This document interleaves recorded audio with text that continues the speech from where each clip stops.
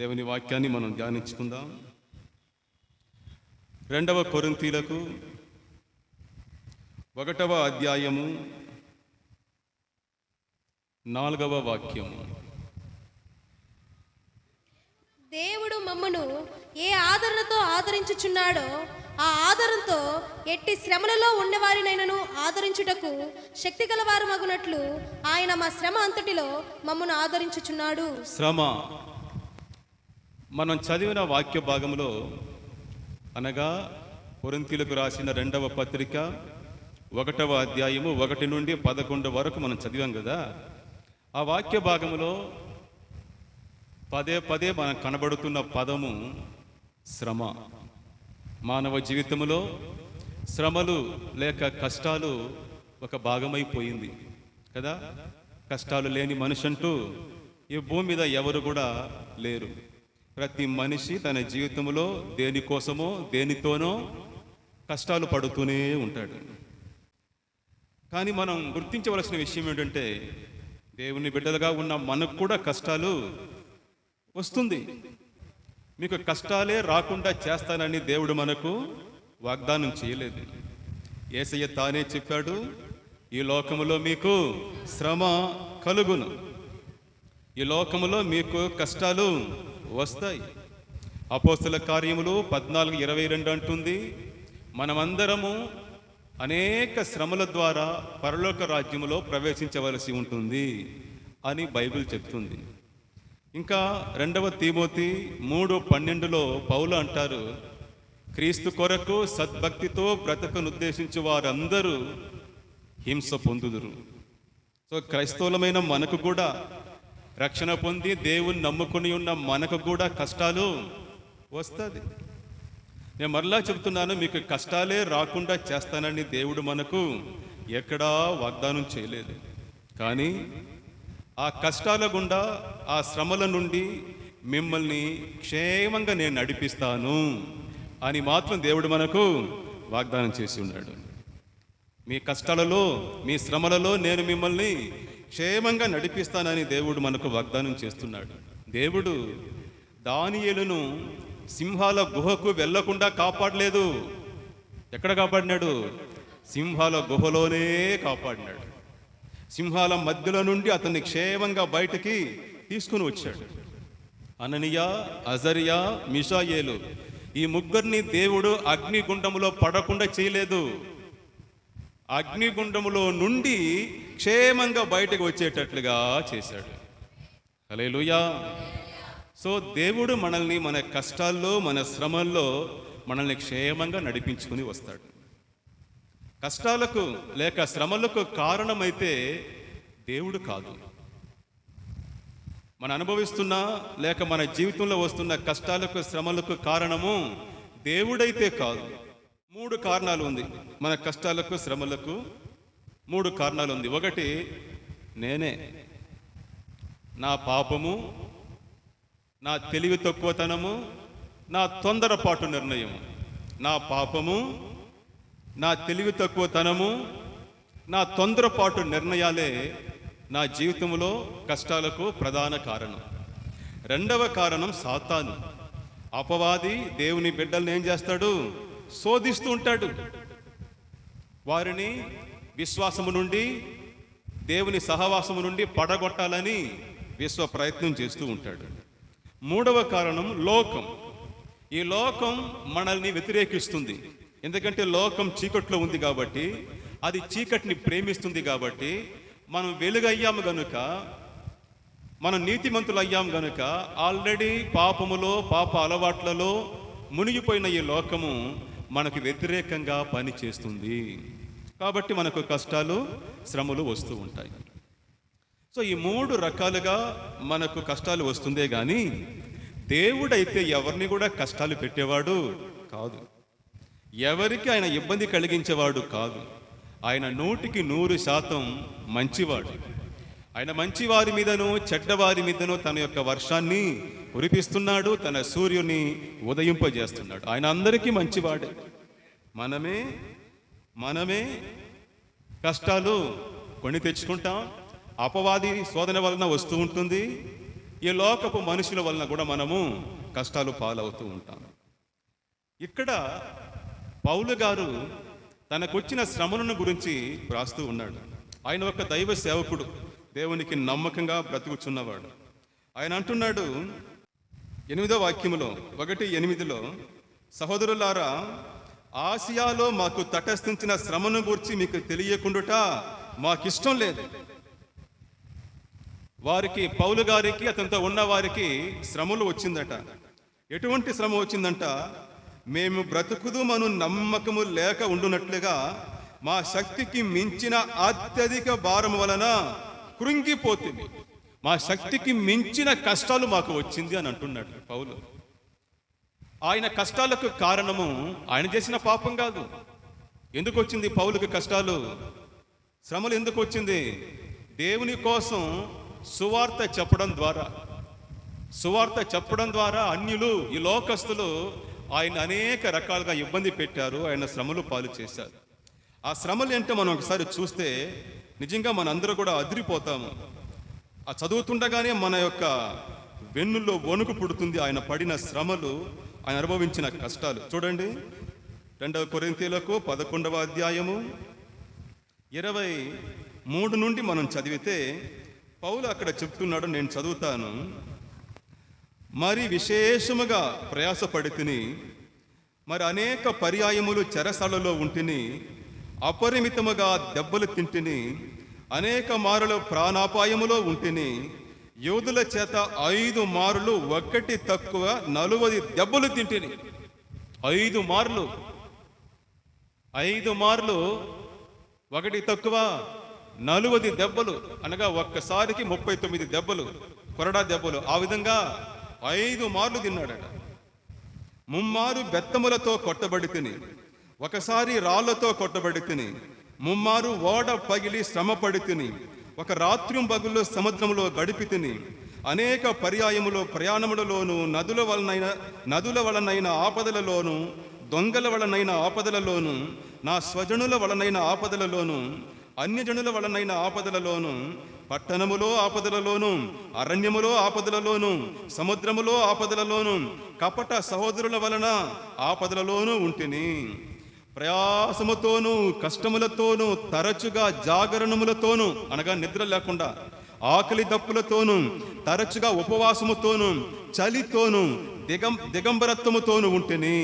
ఇంకనూ చెప్పవలసినవి అనేకములు ఉన్నవి. ఎన్ని శ్రమలు చూశారా? ఎన్ని శ్రమలు, ఎన్ని కష్టాలు ఆయన జీవితంలో. దేవుని కొరకు జీవించడం వలన వచ్చిన కష్టాలు ఆయన. ఏదో ఆయన చేసిన పాపం వలనో, తెరితొక్క పనుల వలన కాదు. దేవుని కొరకు జీవించడం వలన అన్యులు, ఆ లోకస్తులు, ఆనాటి లోకస్తులు ఆయనకు కలిగించిన కష్టాలు, శ్రమలు అవి. నిజంగా ఇలాంటి శ్రమలైతే మనకు వస్తే, యేసు ఎవరో నాకు తెలియదని వేస్తాం, ఆయనకు నాకు సంబంధం లేదని వేస్తాం. ఒక చిన్న కష్టం వస్తే చాలు, యేసుకు నాకు సంబంధం లేదని చెప్పేస్తాం, యేసుని వదిలి వెళ్ళిపోతాం.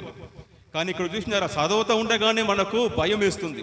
ఇన్ని శ్రమలు పడ్డ ఆయన, ఆ శ్రమల గురించి ఆయన చిరాకు పడలేదు, విసుగలేదు, దేవుని మీద కోప్పడలేదు, కృంగిపోలేదు, దేవుని విడిచి వెళ్ళిపోలేదు. పైగా ఆయన ఏమంటున్నాడంటే ఈ వాక్య భాగంలో, ఆ శ్రమలు మాకు మేలు చేసింది అని అంటాడు. హల్లెలూయా. చూడండి 4వ అధ్యాయము 16లో అంటాడు, కావున మేము అధైర్యపడము, మా బాహ్య పురుషుడు కృషించుచున్నాను, ఆంతర్య పురుషుడు దినము నూతన పరచబడుచున్నాడు. మేము దృశ్యమైన వాటిని చూడక అదృశ్యమైన వాటినే నిదానించి చూస్తున్నాము గనుక క్షణ మాత్రముండు మా చులకని శ్రమ అంటున్నాడు. క్షణ మాత్రముండు చులకని శ్రమ. ఆ శ్రమలంతటిని ఆయన ఆఫ్టర్ ఆల్ అంటున్నాడు. Just after all. మనకు దేవుని కొరకు 4 దెబ్బలు తింటే చాలు, దాన్ని 40 సంవత్సరాలు చెప్పుకుంటా ఉంటాం, నేను దేవుని కొరకు దెబ్బలు తిన్నానని చెప్పేసి. ఆయన ఇన్ని శ్రమలు పడేసి ఆఫ్టర్ ఆల్ అంటున్నాడు. చులకని శ్రమ, ఇదన్నీ చులకని శ్రమ. ప్రియులారా, ఇదే రూపాంతరం చెందిన మనస్సు అంటే. ఒక వ్యక్తి యేసయ్యను నమ్ముకొని బాప్తిసం తీసుకున్నప్పుడు జరిగే మార్పు ఏమిటంటే, అతని యొక్క మనస్సు రూపాంతరం చెందుతుంది. ట్రాన్స్ఫార్మ్డ్ మైండ్ అంటారు. అనగా వాళ్ళు చూసే విధానం, ఆలోచన విధానం పూర్తిగా మారిపోతుంది. ఒక విషయాన్ని చూసే విధానము, ఒక పరిస్థితిని గురించి ఆలోచించే విధానము పూర్తిగా చేంజ్ అయిపోతుంది. The way of thinking and the way of looking, ఒక విషయాన్ని చూసే విధానము, వాళ్ళ దృష్టి పూర్తిగా మారిపోతుంది. అంతకుముందు కష్టాలు వస్తే, శ్రమలు వస్తే, అయ్యో కష్టాలు వచ్చేసింది, బాధలు వచ్చేసిందని కృంగిపోయేవారు, నశించిపోయేవారు, విసిగేవారు, తిట్టేవారు, టెన్షన్ అయిపోయేవారు. ఇప్పుడు ఏం చేస్తున్నాడు? ఆ శ్రమలు మాకు మంచే చేసింది అని అంటున్నాడు. ఆ శ్రమల వలన తాను పొందిన ఆశీర్వాదాల్ని మనకి ఇక్కడ పంచుకుంటున్నాడు. అది మారు మనసు పొందిన హృదయం. హల్లెలూయా! అదే మారు మనసు పొందిన హృదయం. ఆయన పొందిన ఆ శ్రమలు ఆయనకి తెచ్చిన ఆశీర్వాదాలను, 2 ప్రాముఖ్యమైన ఆశీర్వాదాలను మనతో ఆయన ఇక్కడ చెప్తూ ఉన్నాడు. మనం చదివిన ఈ వాక్య భాగములో ఒక సందేశం ఉంది, ఒక ఉద్దేశం ఉంది. ఒక సందేశం ఉంది, ఒక ఉద్దేశం ఉంది, లేక ఒక ఆదేశం కూడా ఉంది. ఒక సందేశము, ఒక ఆదేశం, లేక ఒక సందేశము, ఒక ఉద్దేశం. ఏమిటది చూడండి. 1:4 ఏ ఆదరణతో ఆదరించుచున్నాడో ఆ ఆదరణతో ఎట్టి శ్రమలలో ఉన్నవారినైనను ఆదరించుటకు శక్తి గల వారు మగునట్లు ఆయన మా శ్రమ అంతటిలో మమ్మల్ని ఆదరించుచున్నాడు. హల్లెలూయా! సందేశం ఏమిటంటే శ్రమలు మనకు మేలు చేస్తాయి. ఉద్దేశం ఏమిటంటే శ్రమలను వేస్ట్ చేయకూడదు. కష్టాలు మనకు మంచే చేస్తాయి. దేవుని బిడ్డలకు, దేవుని నమ్ముకొని ఉన్న వారికి, దేవునిలో జీవించే వారికి కష్టాలు వారికి మేలే చేస్తాయి. రెండవది ఏమిటంటే కష్టాలను వేస్ట్ చేయకూడదు. ఇక్కడ సందేశం ఏమిటంటే శ్రమలు ఆయనకు తెచ్చిన 2 ఆశీర్వాదాల్లో మొదటి ఆశీర్వాదం ఏమిటంటే దేవుని ఆదరణ. మా శ్రమలో మేము దేవుని ఆదరణ పొందుచున్నాము. హల్లెలూయా! దేవుని ఆదరణ. దేవుడు మమ్మల్ని మా శ్రమలో వచ్చి ఆదరిస్తున్నాడు. ఆదరణ అనే మాటకు అర్థం ఏమిటంటే ఇంగ్లీష్లో కంఫర్ట్ అంటారు, తెలుగులో ఇంకొక మాట కూడా ఉంది, ఓదార్చడం అని అంటారు. ఆదరణ అంటే ఓదార్చడం, కష్టాల్లో ఉన్న వారిని ఓదార్చడం. ఈ మాటకు అర్థం ఏమిటంటే God strength into our heart, మన హృదయములోనికి వచ్చే దేవుని యొక్క శక్తి. ఆదరణ అనే మాటకు అర్థం ఏమిటంటే మన హృదయానికి వచ్చే దేవుని యొక్క బలం, దేవుని యొక్క శక్తి. ఆ శక్తి వచ్చిందంటే ఏం చేస్తామంటే మనము, ఏం జరుగుతుందంటే మనలో 6వ వాక్యంలో చెప్తున్నాడు, ఆ ఆదరణ, చివరి 2 లైను, ఈ ఆదరణ ఆ శ్రమలను ఓపికతో సహించుటకు కార్యసాధకమై ఉన్నది. హల్లెలూయా! దేవుడిచ్చే ఆదరణ, మా శ్రమలో దేవుడు మాకిచ్చిన ఆదరణ ఆ శ్రమలను ఓపికతో సహించడానికి మాకు కార్యసాధకములై ఉన్నది. ఆయన ఇచ్చే బలము, కష్టకాలంలో, శ్రమల కాలంలో దేవుడు మనకిచ్చే బలము అదేం చేస్తుందంటే మనల్ని, మన కష్టాలను ఎదుర్కొనేలాగా మనల్ని చేస్తుంది. ఆ కష్టాలను గెలిచే విధంగా మనకు శక్తినిస్తుంది. ఆమేన్. మన కష్టాలను ఎదుర్కోవడానికి మరియు ఆ కష్టాల్ని గెలవడానికి మనకు శక్తినిస్తుంది దేవుని యొక్క ఆదరణ. ఒక ధనవంతుడు, అతను దేవుని బిడ్డే, అతను కొత్తగా కడుతున్న ఇంటిని చూడడానికి ప్రార్థన కొరకు పిలిచాడు. మేము వెళ్ళాము, ప్రార్థన చేశాము. అక్కడ ఆ అయ్యగారి యొక్క భార్య, ఆమె చెప్పారు, నేను 40 సంవత్సరాలుగా చూస్తున్నానండి, మా ఆయన పోరాడుతూనే ఉన్నాడు కానీ ఆయన ఎప్పుడు నెమ్మదికి వస్తాడు. ఆయన జీవితంలో కష్టాలే, పోరాటాలే, ప్రశాంతంగా ఉన్నట్టు నేను ఇంతవరకు చూడలేదండి. ఎవరితోనో దేనితోనో పోరాడుతూనే ఉంటాడు. ఆయన ఎప్పుడు నెమ్మదికి వస్తాడు, ఆయన ఆ విధంగా చూడాలని ఉందనేసి బాధపడింది. మేము వారిద్దరికి వాక్యం చెప్పేసి ప్రార్థన చేసేసి వచ్చాం. కొన్ని రోజుల తర్వాత నేను ఆయన ఫోన్ చేసి అడిగాను, అయ్యా సార్, మీ శ్రమలు, మీ కష్టాలు తీరిందా, మీరు ఎలా ఉన్నారని అడిగినప్పుడు ఆయన చెప్పాడు, బ్రదర్, మా కష్టాలు అయితే తీరలేదు, కానీ నా మనసులో అయితే నెమ్మది ఉంది. హల్లెలూయా. నా మనసులో నెమ్మది వచ్చేసింది. అంతకుముందంతా ఒకే కలత, ఆందోళన, భయము. కానీ ఇప్పుడు నా కష్టాలు తీరలేదు, కానీ నా మనసంతా కూడా ఒక సమాధానము, ఒక నెమ్మది, ఒక ప్రశాంతత ఉందయ్యా. అదే దేవుని యొక్క ఆదరణ. హల్లెలూయా. బైబిల్ చెప్తుంది, కీర్తనలు 94:19 నా అంతరంగమందు విచారములు హెచ్చగా, నా అంతరంగమందు విచారములు హెచ్చగా, నీ గొప్ప ఆదరణ, నీ గొప్ప ఆదరణ నా ప్రాణమునకు నెమ్మది కలుగజేయుచున్నది. నా ప్రాణమునకు నెమ్మది కలుగజేయుచున్నది. హల్లెలూయా. నా కాలు జారెనని నేననుకొనగా, నా దేవా నీ కృప నన్ను బలపరచుచున్నది. నా కాలు జారెనని నేననుకొనగా, నా దేవా నీ కృప నన్ను బలపరచుచున్నది. హృదయములో విచారములు హెచ్చగా, హృదయములో విచారములు హెచ్చగా, నీ గొప్ప ఆదరణ నెమ్మదినిచ్చెనయ్యా. ఆమె గొప్ప ఆదరణ నాకు నెమ్మదినిచ్చెనయ్యా. నా దేవా నా ప్రభువా నీకే నా వందనం. నా దేవా నా ప్రభువా నీకే నా వందనం. నా కాలు జారెనని నేననుకొనగా, నా దేవా నీ కృప హృదయములో విచారములు హెచ్చగా, హృదయములో విచారములు హెచ్చగా, నీ గొప్ప ఆదరణ నాకు నెమ్మదినిచ్చెనయ్యా. నీ గొప్ప ఆదరణ నాకు నెమ్మదినిచ్చెనయ్యా. నా దేవా నా ప్రభువా నీకే నా వందనం.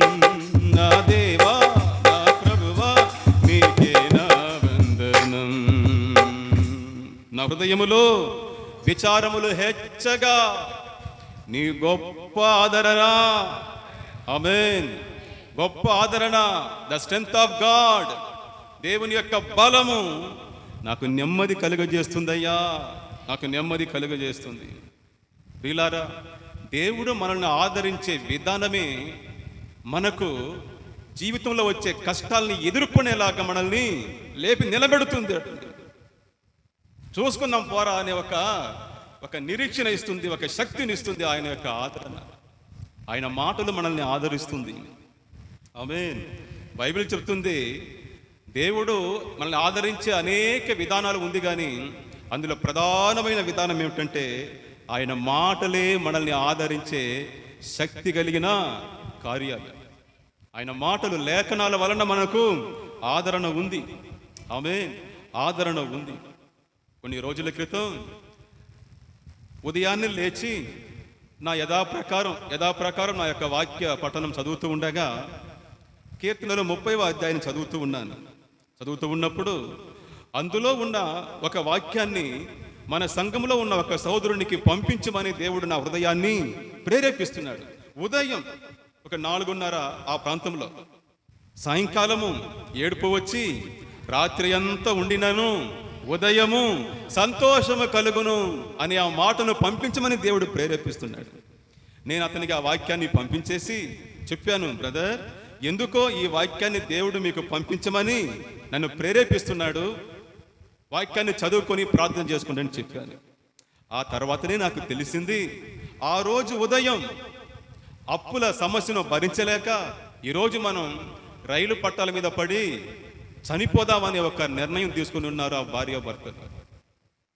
సరిగ్గా సమయానికి దేవుడు తన సేవకుని హృదయాన్ని ప్రేరేపించి ఆ వాక్యాన్ని పంపించాడు. ఆ మాట అతనికి బలాన్ని ఇచ్చింది. హల్లెలూయా. అతన్ని జీవింపజేసింది. కష్టాలను గెలవగలము. కరెక్ట్గా ఈ సమయానికి దేవుడు మనతో మాట్లాడుతున్నాడంటే దాని అర్థం ఏమిటి? దేవుడు మనకు సహాయం చేస్తాడు, మన కష్టాల నుండి ఆయన మన బయటకు తీసుకొని వస్తాడనే నమ్మకాన్ని ఇచ్చింది. ఆ తర్వాత ఆ కష్టాలను ఎదుర్కొనే శక్తిమంతులుగా వారిని చేసింది. ఈరోజు సంఘంలో ఆ సోదరుడిని దేవుడు ఆశీర్వాదకరమైన స్థితిలో పెట్టి ఉన్నాడు. హల్లెలూయా. 119వ కీర్తన 50వ వాక్యం అంటుంది, నీ వాక్యము నన్ను బ్రతికించి ఉన్నది, నీ వాక్యము నన్ను బ్రతికించి ఉన్నది, నా బాధలో ఇదే నాకు నెమ్మది కలిగించుచున్నది. హల్లెలూయా. నా బాధలో ఇదే నాకు నెమ్మదినిచ్చేది. నాకు నెమ్మదినిచ్చేది ఏమిటి? నీ వాక్యమే, నీ మాటలే. సరైన సమయానికి దేవుడు తన మాటను పంపిస్తాడు.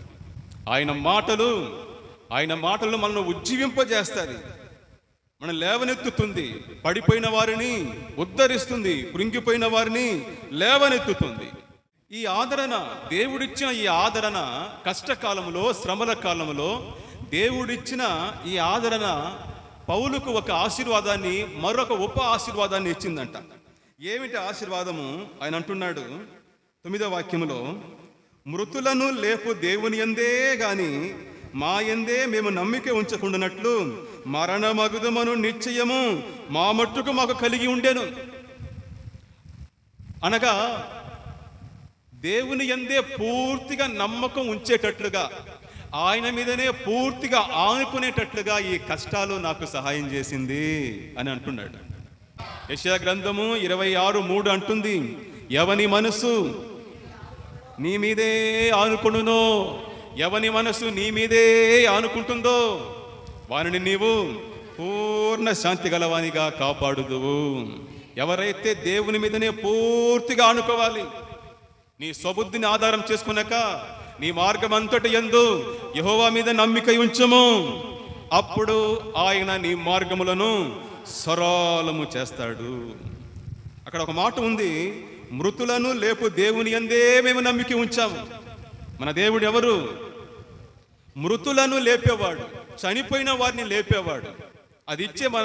అది మనకిచ్చే ఆదరణ ఏమిటి? ఈ లోకములోనే తీర్చలేని సమస్య అంటూ ఒకటి ఉందంటే అది ఏమిటది? మరణము. చనిపోతే మరలా ఊరంతా ఏడ్చినా కూడా మరణం నుండి కాపాడలేము.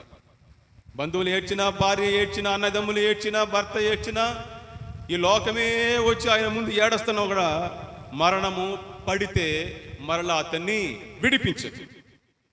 కానీ యేసు ప్రభువు మాత్రమే మృతులను లేపగలిగిన సమర్థుడు, శక్తిమంతుడు. హల్లెలూయా. సో మృతులనే ఆయన లేపుతున్నాడంటే, అంత పెద్ద కష్టాన్నే, తీర్చలేని అంత పెద్ద కష్టాన్ని ఆయన తీరుస్తున్నాడంటే ఈ కష్టాలన్నీ ఆయనకు ఏమాత్రము, ఆమేన్, ఈ కష్టాలన్నీ ఏమాత్రము అనే నమ్మకాన్ని మాకు ఇచ్చి దేవుని మీద పూర్తిగా ఆనుకునేటట్లుగా చేసింది. ప్రియులారా, గుర్తుపెట్టుకోండి, చనిపోయిన వారినే లేపేవాడు మన దేవుడు. అలాంటి వానికి మీ జీవితంలో ఇప్పుడు అనుభవిస్తున్న కష్టాలన్నీ తీర్చడము ఎంత మాత్రం, ఆమేన్, అది ఎంత మాత్రం. కాబట్టి కష్టాలకు, శ్రమలకు భయపడకండి. సో మృతులను లేపే దేవుడు మన జీవితంలోని అన్ని సమస్యలను తీర్చడానికి సరిపోయినవాడు. సమస్యలన్నిటికీ, మన జీవితంలోని ప్రతి అవసరానికి ఆయన సరిపోయినవాడు.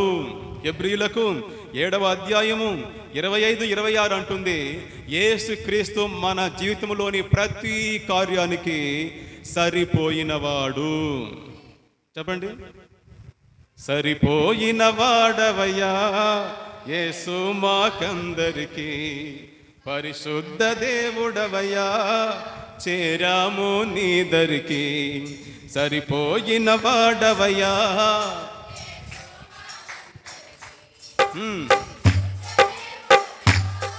చేరాము నీ దరికి, పడకుండా నిలబెట్టుటకు సరిపోయిన వాడవయ్యా. సరిపోయిన వాడవయ్యా, పదిలముగా మమ్ము స్థిరపరచే పరిశుద్ధ దేవుడవయ్యా, పదిలముగా మమ్ము స్థిరపరచే పరిశుద్ధ దేవుడవయ్యా, సరిపోయిన వాడవయ్యా యేసు మాకందరికి, పరిశుద్ధ దేవుడవయ్యా. కార్యములను నెరవేర్చుటకు సరిపోయిన వాడవయ్యా. అయ్యా కార్యములను ప్రార్థనలు విని ఫలమిచ్చే పరిశుద్ధ దేవుడవయ్యా. ప్రార్థనలు విని ఫలమిచ్చే పరిశుద్ధ దేవుడవయ్యా. సరిపోయిన వాడవయ్యా యేసు మాకందరికీ. పరిశుద్ధ దేవుడవయ్యా చేరాము నీ దరికి. సరిపోయిన వాడవయ్యా యేసు మాకందరికీ. పరిశుద్ధ దేవుడవయ్యా చేరాము నీ దరికి. ఆయన పేరేం పేరు? సరిపోయినవాడు. నీ జీవితంలో వచ్చే ప్రతి సమస్యను తీర్చడానికి సరిపోయిన సమర్థుడు ఆయన. బ్రదర్, కష్టాలు తెచ్చే ఇంకొక ఆశీర్వాదం ఏమిటంటే, అనగా ఉప ఆశీర్వాదాలు ఇది. కష్టాలు తెచ్చే ప్రధాన ఆశీర్వాదం ఏమిటి? దేవుని ఆదరణ. దేవుడు నన్ను ఆదరిస్తున్నాడు. అది ఎంత ధైర్యం, అది ఎంత బలం. మీ కుటుంబంలో కష్టం వస్తే, ఒక శ్రమ వస్తే మిమ్మల్ని ఆదరించడానికి మన ప్రధానమంత్రి మోడీ గారే వచ్చారనుకోండి ఇంటికి, ఇంకేముంది? ఆమేన్. ఎందుకంటే ఉన్నతమైన స్థలంలో ఉన్నవారు వచ్చి మనల్ని ఆదరిస్తే ఆ ఆదరణే వేరు, ఆ ఓదార్పే వేరు. అలాంటిది సర్వలోకనాథుడు, మరణాన్ని గెలిచిన మృత్యుంజయుడు యేసుక్రీస్తు వచ్చి మనల్ని మన కష్టాల్లో ఆదరిస్తున్నాడంటే చిన్న విషయమా? అది చిన్న విషయమా? అది ఎంత గొప్ప ధన్యత, ఎంత గొప్ప భాగ్యం. సో దేవుడిచ్చే కష్టాలు మనకు తెచ్చే ఆశీర్వాదాల్లో ప్రధాన ఆశీర్వాదం దేవుని యొక్క ఆదరణ. ఆ దేవుని ఆదరణ మనకు తెచ్చే ఆశీర్వాదాలు ఒకటి ఏమిటంటే, కష్టాలు దేవుని మనకు మరింత దగ్గర చేస్తుంది. మనం దేవుని దగ్గరకు వెళ్తాం, ఆయన మన దగ్గరకు వస్తాడు. దేవుని యొక్క సన్నిధిని, దేవుని యొక్క ప్రసన్నతను మనకు దగ్గర చేరుస్తుంది కష్టాలు. అప్పుడు కొత్తగా మా ఇల్లు కడుతూ ఉన్నారు. పైన స్లాబ్ వేశారు. అక్కడ ఇటుకరాలు పేరుస్తూ ఉండగా ఎలాగో నేను కాలు జారిపోయి కింద పడిపోయాను. పైనుండి కింద పడిపోయాను. నా తలకు గాయమైంది. హాస్పిటల్కి తీసుకుని వెళ్ళి గాయాలకు కట్లు వేశారు. మా నాయన ఏం చేశాడంటే, పక్కనే రోమన్ క్యాథలిక్ చర్చి ఉంది, అక్కడ ఒక గ్రౌండ్ ఉంది, అక్కడ పిల్లలందరూ ఆడుకుంటూ ఉంటారు. అక్కడికి నన్ను తీసుకుని వెళ్ళాడు. ఒక మంచాన్ని మోసుకొని వచ్చి మంచం వేసేసి నన్ను పడుకోమని చెప్పి పక్కనే కూర్చున్నాడు. కూర్చునేసి అక్కడ పిల్లలందరినీ ఐక్యపరచి వారిని ఆడుకోమని చెప్పి వారిని ఆడిపిస్తూ వారితో ఆయన ముచ్చటిస్తూ నన్ను ఏం చేస్తున్నాడు? సంతోషపరుస్తూ ఉన్నాడు. సాధారణంగా పిల్లలతో కలిసి ఆడుకోవడం ఆయనకి ఇష్టం ఉండదు. ఎందుకంటే వాళ్ళతో కూడా కలిస్తే బూతు మాట నేర్చుకుంటాడనే భయం ఆయనకి. కానీ ఆ రోజు ఏం చేశాడంటే, ఆయనే వచ్చి మంచం వేసి నన్ను పడుకోబెట్టేసి పక్కనే కూర్చొని పిల్లలందరితో కబుర్లు చెప్పుకుంటూ వారు ఆడుతూ ఉంటే కామెడీ చేసుకుంటూ నన్ను నవ్విస్తున్నాడు. ఆ దృశ్యం ఈనాటికి నేను మరవలేకపోతున్నాను. హల్లెలూయా. అది ఆ రోజు నన్ను చాలా ఆదరించింది. ఏనాడు మా నాయన ఆ విధంగా చేయలేదు. ఆ కష్టం వచ్చిన దానివల్ల, ఆ గాయం తగిలిన దానివల్ల మా నాయన యొక్క ప్రేమను, నా మీద ఆయనకున్న అక్కరను నేను మరింత దగ్గరగా అనుభవించేటట్లు చేసింది. ఈ రోజు కూడా దాన్ని మరవలేనంతగా ఆదరణ నన్ను ఎంతో ఉల్లాసపరుస్తుంది. ప్రియులారా, కష్టాలు, శ్రమలు దేవుని సన్నిధిని, దేవుని ప్రసన్నతను మనకు దగ్గర తీసుకుని వస్తుంది. ఆయన ప్రేమ ఆప్యాయతలను మరింత లోతుగా అనుభవించేటట్లుగా చేస్తుంది. కాబట్టి మన శ్రమల కాలంలో, మన కష్టాల కాలంలో దేవుని ఆదరణ మనల్ని బలపరుస్తుంది. సత్యం ఏమిటంటే, మన దేవుడు ఆదరించే దేవుడు. ఆ మాట చూడండి, 1:3. కనికరము చూపు తండ్రి, సమస్తమైన ఆదరణ అనుగ్రహించు దేవుడు. సమస్తమైన ఆదరణ. ఎలా నిన్ను ఆదరిస్తే నువ్వు బలపడుతావు, ఆ కష్టం నుండి బయటకు వస్తావు అని దేవునికి తెలుసు. సో ఆ రీతిలో దేవుడు నిన్ను ఆదరిస్తాడు, నీతో మాట్లాడుతాడు, నిన్ను బలపరుస్తాడు. ఆయన కనికరము చూపు తండ్రి. కనికరం అంటే అర్థం ఏమిటి? కనికరం అనగా ఇంకొకరి కష్టాలను తన కష్టాలుగా భావించాడు. ఇంకొకరి కష్టాలను, ఇంకొకరి బాధను తన కష్టముగా భావించే ఆ క్యారెక్టర్ను ఏమంటాము? కనికరము అంటాము. ఆయన కనికరానికే తండ్రి, ఆయన కనికరానికే పుట్టినిల్లు ఆయన.